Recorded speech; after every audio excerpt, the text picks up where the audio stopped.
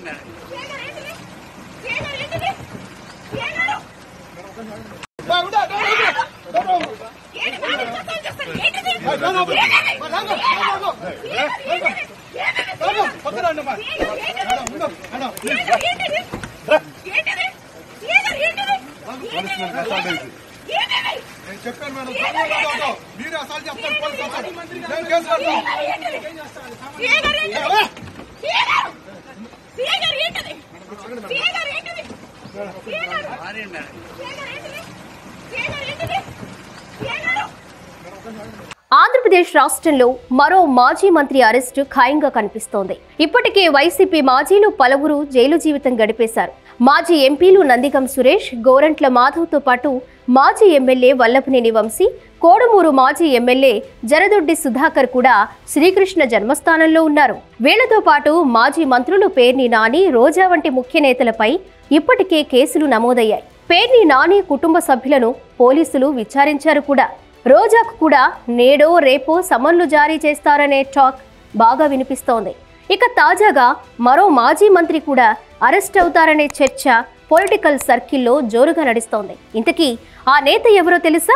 చిలకలూరిపేట మాజీ ఎమ్మెల్యే విడుదల రజని. మరో 2-3 రోజుల్లో రజనీ అరెస్ట్ ఖాయం అనే మాట వైసీపీ నేతల్లో ఇప్పుడు గుబులు రేపుతోంది.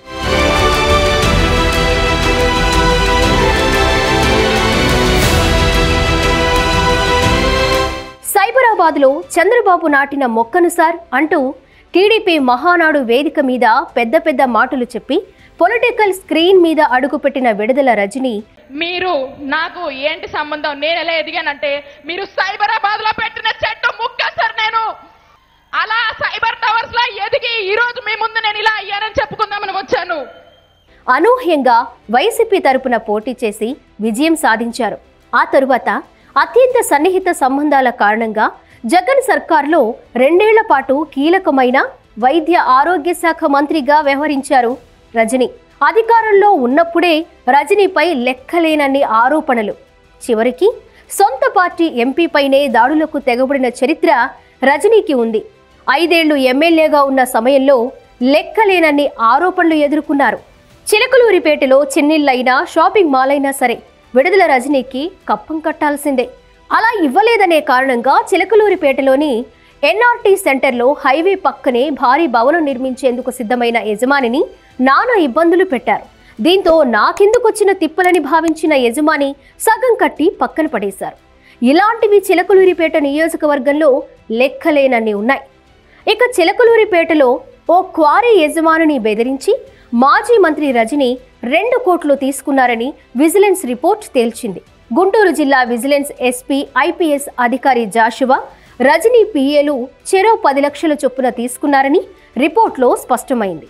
2 కోట్లు ఇస్తారా లేక 50 కోట్ల రూపాయలు ఫైన్ పడేట్లుగా విజిలెన్స్ కేసులు బుక్ చేయించాలా అని అప్పటి గుంటూరు జిల్లా విజిలెన్స్ ఎస్పీ జాషువా బెదిరించారని నివేదికలో అధికారులు స్పష్టం చేశారు. ఇక పల్నాడు జిల్లా ఎడ్లపాడులోని ఓ స్టోన్ క్రషర్ యజమానిని బెదిరించిన మాజీ మంత్రి విడుదల రజని, ఐపీఎస్ అధికారి పల్లె జాషువా 2.20 కోట్లు అక్రమంగా వసూలు చేసినట్లు విజిలెన్స్ నివేదిక స్పష్టం చేసింది. ఇందులో రజని 2 కోట్లు తీసుకోగా జాషువా 10 లక్షలు, రజనీ పిఏ 10 లక్షల చొప్పున తీసుకున్నట్లు నిర్ధారించింది.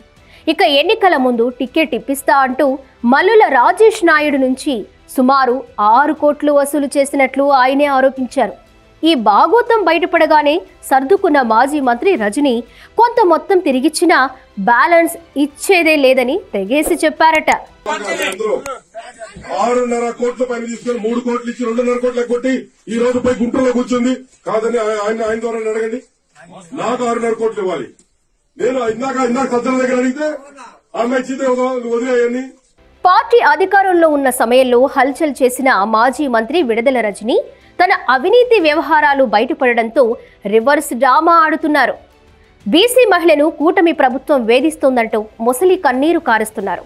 మా ఫాలోవర్ అయినటువంటి శ్రీకాంత్ రెడ్డిని తీసుకువెళ్ళడానికి వచ్చాము అని చెప్తా ఉన్నారు. ఏం కేసు ఏంటి అని చెప్పి మాట్లాడుతూ నేను కారెక్కుతాను.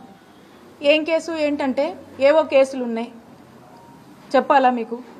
ఉన్నాయి, కేసులు ఉన్నాయి, ఎఫ్ఐఆర్లు ఉన్నాయి, ఇంకేవో ఉన్నాయి, మేము తీసుకెళ్ళాలి, అరెస్ట్ చేయాలి అని చెప్పి మాట్లాడుతుంటాం. సరేనండి, అలా ఏమన్నా ఉంటే మేమందరం కూడా వస్తాము, మా నాయకులందరూ కూడా ఉండి మేమందరం కూడా వస్తాము. ఏం కేసు ఏంటి, దాని వివరాలు ఇవ్వండి, ఖచ్చితంగా అట్లాంటిది ఏమన్నా ఉంటే ఖచ్చితంగా వస్తాం. ఈ రోజున స్పెసిఫిక్గా ఏంటండి, కారణం ఏంటి, ఏం ఎఫ్ఐఆర్ ఉంది, దేని తాలూకా అని మేము డీటెయిల్స్ ఇవ్వండి, ఖచ్చితంగా మేము సహకరిస్తామని మాట్లాడుతుంటే సుబ్బనాయుడు గారు తను ఒక సిఐ అనేది కూడా పక్కన పెట్టి ఒక టీడీపీ కార్యకర్త మాదిరిగా ఏ విధంగా కూడా అక్కడ ఒక మహిళనని, ఒక మహిళా మంత్రిగా పనిచేశాను గతంలో అని, ఇక్కడ శాసనసభ్యురాలుగా కూడా పనిచేశాను అనేటువంటి విషయాన్ని పూర్తిగా కూడా పక్కన పెట్టి నన్నే థ్రెటనింగ్ చేస్తూ ఆఖరికి ఏ విధంగా కూడా తను మీరందరూ కూడా చూశారు, ఆ వీడియో అందరూ చూశారు, ఏ విధంగా మీదకి వచ్చి నా కారు దగ్గర నేను ఉంచిన, నా కారు నేను ఎక్కుతుంటే నా సీట్లో ఉంచి తను నన్ను అక్కడి నుంచి అసలు ఏం పదాలు వాడాలో కూడా మనకు అర్థం కావట్లేదు. అలాంటి బిహేవియర్. వరుస వివాదాలు చుట్టుముట్టడంతో ఒక దశలో వైసీపీకి గుడ్ బై చెప్పి జనసేనలో చేరతారనే ప్రచారం కూడా జోరుగా సాగింది. అయితే విజిలెన్స్ రిపోర్ట్, అవినీతి ఆరోపణల నేపథ్యంలో అది జరగలేదు. ఇలాంటి సమయంలో పిఏ శ్రీకాంత్ రెడ్డిని పోలీసులు అరెస్ట్ చేశారు. శ్రీకాంత్ రెడ్డి అరెస్టు సమయంలో రజనీ చేసిన హంగామా అంతా ఇంత కాదు. ఒక దశలో చిలకలూరిపేట రూరల్ సిఐపై దాడికి యత్నించారు రజనీ. అయితే ఇక్కడే అసలు విషయం ఎవరికీ అర్థం కావడం లేదు. విజిలెన్స్ రిపోర్టు ప్రకారం A1గా రజనీ, A2గా జాషువా, A3గా మరిది గోపీనాథ్ ఉన్నారు. ఇప్పటికే గోపీనాథ్ను పోలీసులు అరెస్ట్ చేశారు. జాషువా ముందస్తు బెయిల్ కోసం కోర్టులో పిటిషన్ దాఖలు చేశారు. ఇదే కేసులోనే శ్రీకాంత్ రెడ్డిని కూడా అరెస్ట్ చేశారు పోలీసులు. అయితే A1ను పక్కన పెట్టి మిగిలిన వారిని అరెస్ట్ చేయడంపైనే ఇప్పుడు చర్చ జరుగుతోంది.